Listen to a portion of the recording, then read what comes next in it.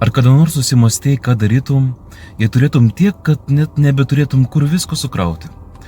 Kai mums sekasi, kai gyvenimas teka sklandžiai, kai palyginime, derlius vis gausėja, mes dažnai tai laikome palaiminimu. Ir iš tiesų tai yra palaiminimas, bet ką darome su to, ką turime? Žmogus šiame Jėzaus palyginime yra aprūpintas, atrodo, išmintingai planuoja savo ateitį. Tačiau jis yra vienas, paskendęs savo mintise, savo pasaulyje ir visiškai nebemato kito žmogaus, nei skurstančio, nei vienišo, nei šalia esančio. Turtas pradeda jį akinti ir galų gale užtemdo tai, kas svarbiausia, kitą žmogų. O kaip tavo gyvenime? Ar tavo patogumas netapo siena tarp tavęs ir artimo žmogaus?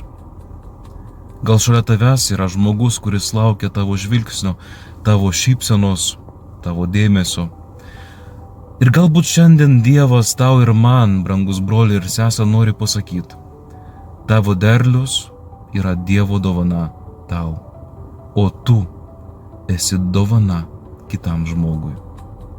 Geros dienos.